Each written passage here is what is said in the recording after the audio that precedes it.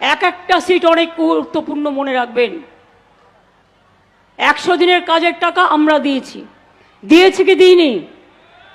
দিয়েছি কি দিইনি? দিয়েছি কি দিইনি? দিয়েছি কি দিইনি?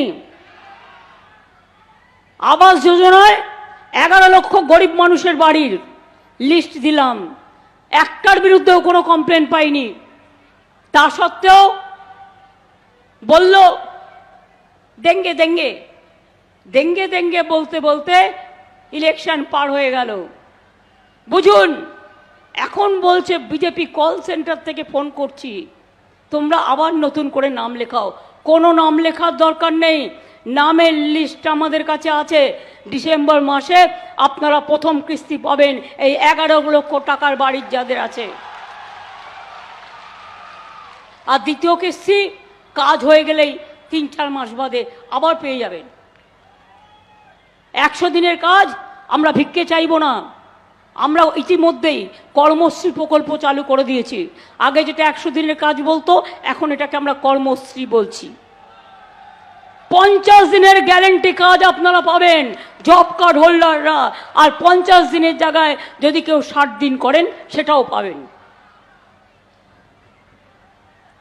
আগে 100 দিনের কাজের নাম থাকলেও 30 দিনের বেশি হতো না, কোথাও 40 দিনের বেশি হতো না। আমি দেখে নিয়েছি লিস্ট, আমাকে যার জন্য রিভিউ মিটিং করতে হতো এলাকায় গিয়ে গিয়ে। আমরা কৃষকদের 10,000 টাকা ভাতা দিই, এমনকি 1 কাঠা জমি যাদের আছে তাদেরও 4,000 টাকা দিই। মৎস্যজীবী 2 মাস সমুদ্রে যেতে পারে না, তাদেরও আমরা দুবারে 5,000, 5,000, 10,000 টাকা দেব।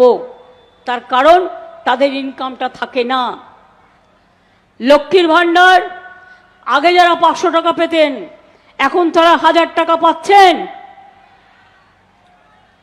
তপশিলি আদিবাসীরা 1200 পাচ্ছেন।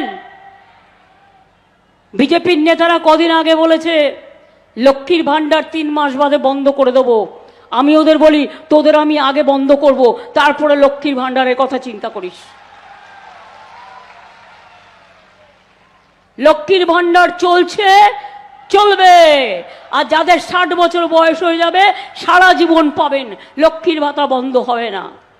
মাথায় রাখবেন, এটা ওদের টাকায় নয়, এটা রাজ্যবাসীর টাকায়, মায়ের টাকা, বোনের টাকা, আপনাদের আত্মসম্মানের টাকা, আপনাদের রক্ষা করার টাকা।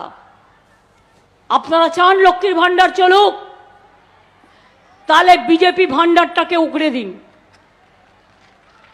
উপড়ে দিন।